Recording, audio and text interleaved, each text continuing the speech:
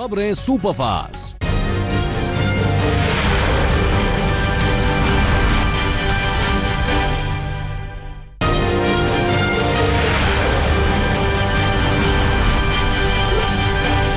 Israel में प्रधानमंत्री नरेंद्र मोदी का जबरदस्त स्वागत। प्रोटोकॉल तोड़कर एयरपोर्ट खुद प्रधानमंत्री बेंजामिन नेतन्याहू ने किया स्वागत। एयरपोर्ट पर 3 बार गले मिलकर दोनों प्रधानमंत्रियों ने किया रिश्तों के नए युग का आगाज। नेतन्याहू ने हिंदी में किया मोदी का इस्तकबाल। आपका स्वागत है मेरे दोस्त।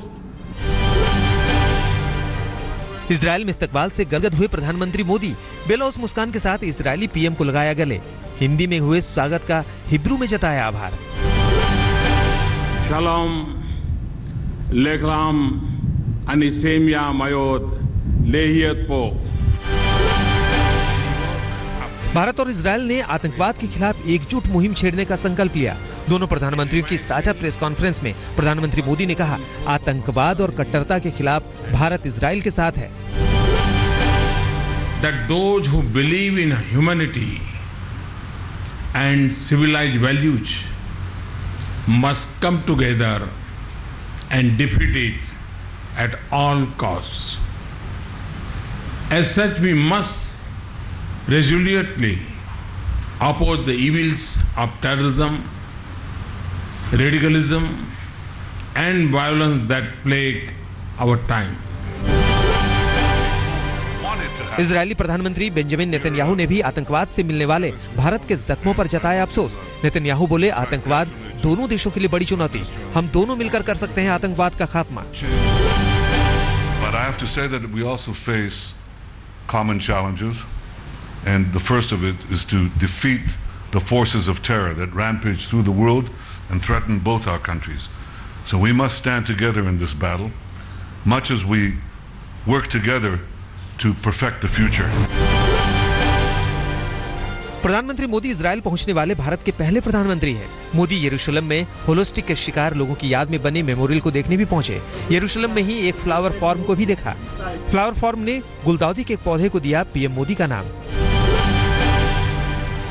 3 दिन के दौरे पर इजरायल पहुंचे पीएम मोदी आज भारतीय समुदाय को करेंगे संबोधित। मुंबई हमले में मारे गए यहूदी परिवार के बेटे मोशे से भी मुलाकात करेंगे। 10 साल के मोशे के माता पिता की 2008 के आतंकी हमले के दौरान नरीमन हाउस में मौत हो गई थी। उस वक्त मोशे 2 साल का था। इजरायल से ड्रोन खरीद सौदे के साथ ही कई अहम रक्षा सौदों पर होंगे हस्ताक्षर। कृषि और तकनीक के क्षेत्र में भी दोनों देशों के बीच कई अहम समझौते होने की उम्मीद है। 6 जुलाई को इजरायल से जर्मनी रवाना होंगे प्रधानमंत्री मोदी।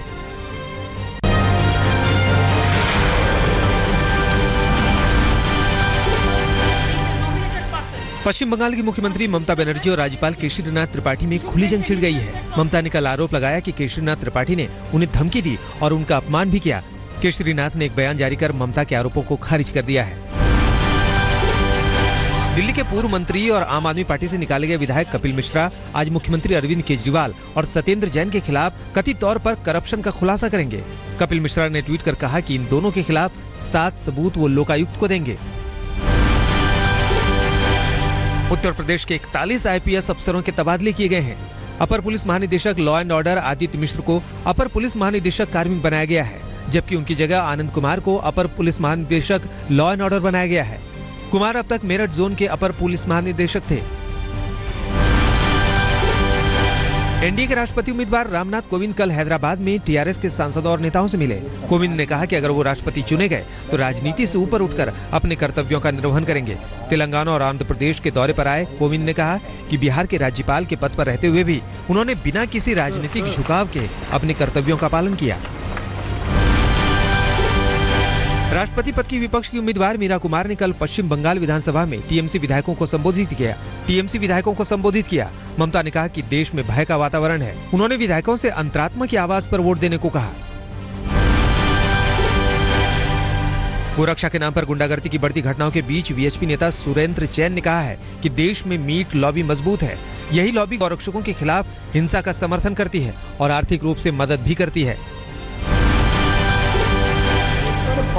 बीजेपी नेता सुशील मोदी ने आरजेडी सुप्रीमो लालू के परिवार को दान मिलने वाली जमीन का एक और खुलासा किया है। सुशील मोदी का आरोप है कि लालू के बड़े बेटे तेज प्रताप को पूर्व मंत्री ब्रिज बिहारी सिंह की पत्नी ने उस वक्त 13 एकड़ 10 डिसमिल जमीन दान में दिया था। जब तेज प्रताप करीब 4 साल के थे।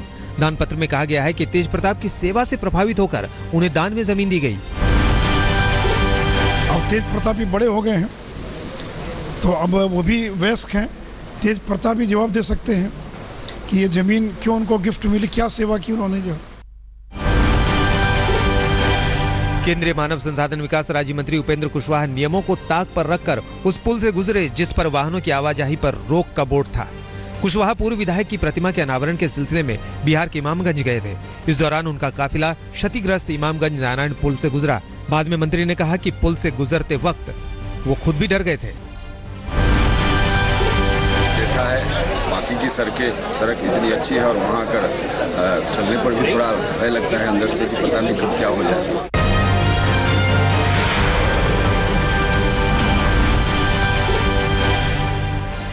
गुजरात के सूरत शहर में सिगरेट के पैसों को लेकर हुए विवाद में एक शख्स को पीट कर कुछ लोगों ने लहूलुहान कर दिया। पूरी वारदात एक शख्स ने मोबाइल में कैद कर ली। वारदात सूरत के 8वां गेट इलाके की है। पिटने वाला शख्स अपने 2 दोस्तों के साथ सिगरेट लेने आया था। पैसे को लेकर दुकानदार से उसकी कुछ कहासुनी हुई और युवकों ने दुकानदार को पीटना शुरू कर दिया। इस बीच दुकानदार को पिटता देख आसपास के लोग ऑटो में युवकों पर झपटे तो दोनों भागने में सफल हो गए, जबकि तीसरा भीड़ के हाथ लग गया। बिहार के मुजफ्फरपुर के गायघाट प्रखंड में एक महिला ने सीओ की पिटाई कर दी। महिला का आरोप है कि जमीन के दाखिल खारिज करने के सिलसिले में सीओ निशिकांत के पास पहुंची थी। इस दौरान सीओ ने कुछ आपत्तिजनक बातें की। इसी पर महिला ने सरेआम सीओ की पिटाई कर दी। उत्तर प्रदेश के देवरिया में मालवीय रोड पर स्थित एक मोबाइल दुकान से बैग उड़ाने की वारदात सीसीटीवी में कैद हुई है। वारदात उस वक्त हुई जब दुकानदार दुकान खोल रहा था। उसी वक्त घात लगाकर खड़ा चोर बैग लेकर चंपत हो गया। दुकानदार का दावा है कि बैग में 2.5 लाख रुपए थे, जिसे वो बैंक में जमा कराने जाने वाला था। पटना में हुई एक मौत पर एक अस्पताल में जमकर हंगामा हुआ। श्री कृष्णापुरी थाना क्षेत्र स्थित श्रीराम नर्सिंग होम में 2 दिन पहले एक महिला भर्ती हुई थी। कल उसकी मौत के बाद महिला के परिजनों ने अस्पताल पर लापरवाही का आरोप लगाते हुए अस्पताल में तोड़फोड़ किया। जब पुलिस मौके पर पहुंची तो मरीज के परिजन पुलिस से भिड़ गए, जिसके बाद पुलिस को हल्की लाठियां भी भांजनी पड़ी।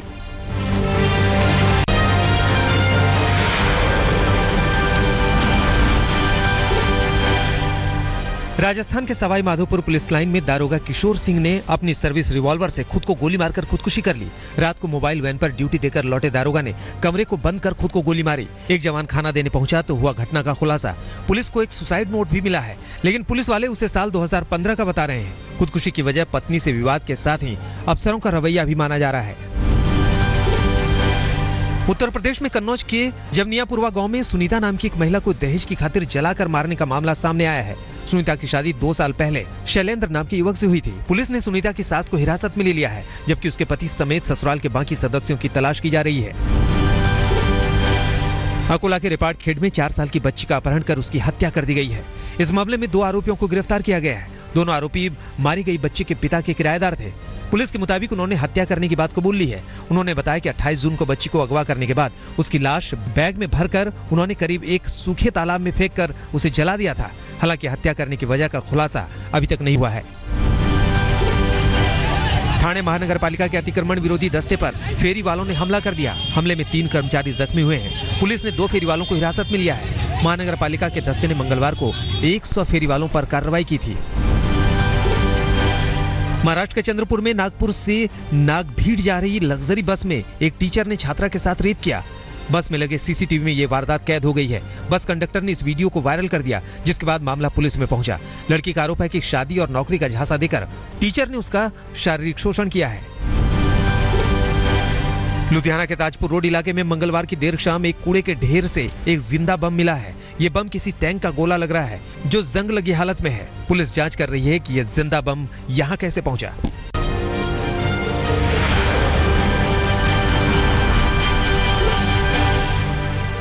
दिल्ली के न्यू फ्रेंड्स कॉलोनी इलाके में बीती रात मुठभेड़ के बाद पुलिस ने 50,000 के इनामी बदमाश चांद उर्फ मटरू को गिरफ्तार कर लिया। मटरू का एक साथी जाहिद मौके से भागने में कामयाब रहा। रात करीब 1:30 बजे जाहिद के साथ बाइक से मटरू न्यू फ्रेंड्स कॉलोनी पहुंचा था।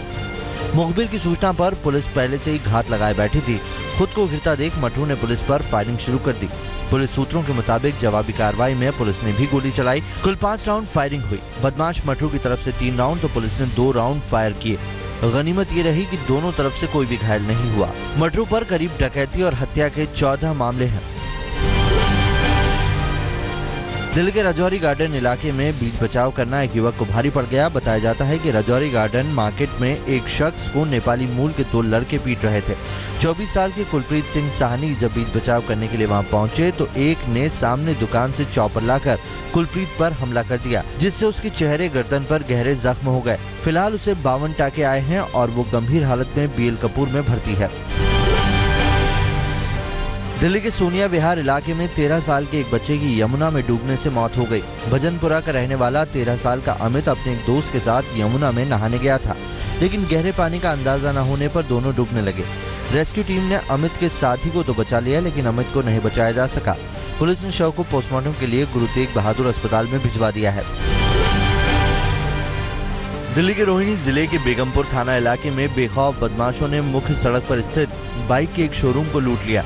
लूट से पहले बदमाशों ने शोरूम के गार्ड की हत्या कर दी। लुटेरे शोरूम से एक स्कूटी और कुछ नकदी लेकर फरार हो गए।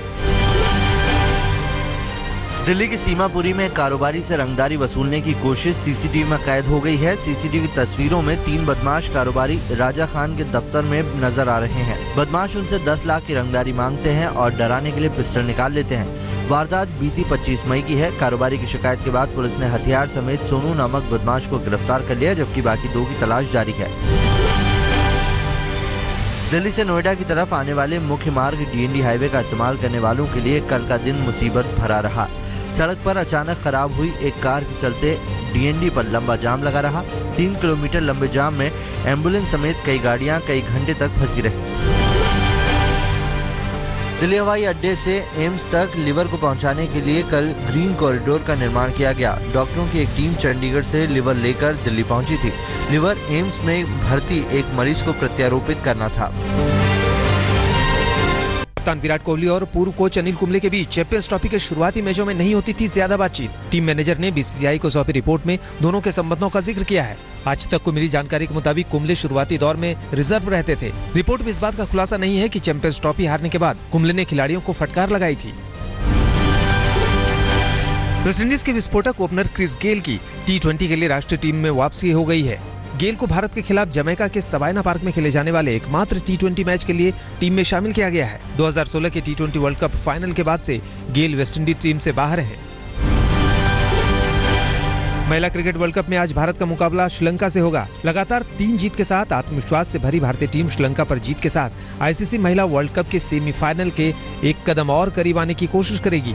श्रीलंका की टीम इस टूर्नामेंट में अपने 3 मैच हार चुकी है, जबकि भारत ने इस टूर्नामेंट में मेजबान इंग्लैंड, वेस्टइंडीज और पाकिस्तान को हराया है।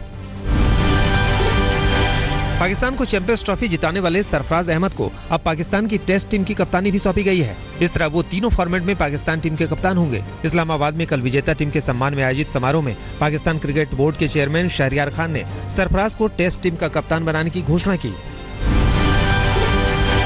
पाकिस्तान के प्रधानमंत्री नवाज शरीफ ने चैंपियंस ट्रॉफी विजेता टीम के हर खिलाड़ी को 1-1 करोड़ रुपए देने का ऐलान किया है। विजेता टीम के सम्मान में इस्लामाबाद में आयोजित समारोह में शरीफ ने टीम मैनेजमेंट के हर सदस्य को 50-50 लाख रुपए इनाम में देने की घोषणा की थी।